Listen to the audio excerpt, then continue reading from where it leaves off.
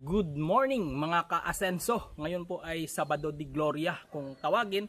Ngayon po ay wala naman tayong gagawin. Magdidilig po tayo ng lupa na bubuhusan ng semento na gawing sahig.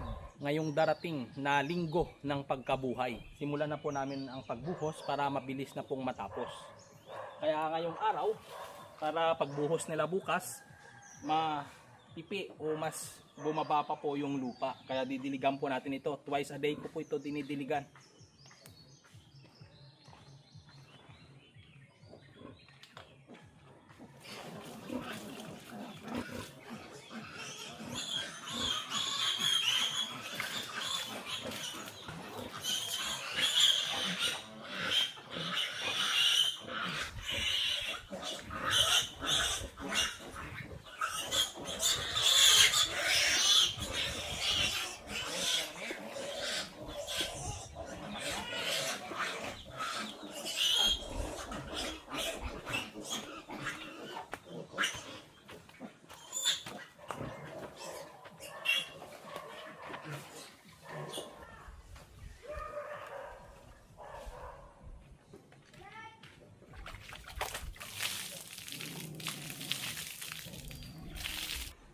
Buhay farmer mga kasenso.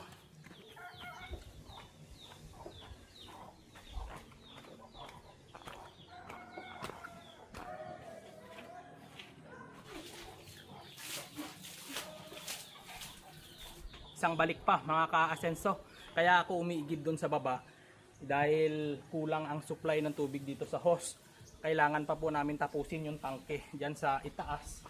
Bali 2 tangke na tigta 3 patong ng tamburong. Pag natapos yan, sagana po kami sa tubig dahil ang supply po ng tubig sa amin yung literal na mineral dahil galing talaga sa bukal.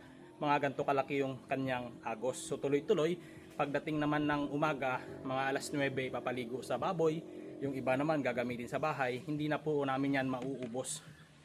Ngayon, isang balik pa tayo sa ilog. Ayan, dyan tayo kumukuha ng tubig sa baba mga ka-asen. So malapit lang, siguro mga nasa 10 meters away lang ito.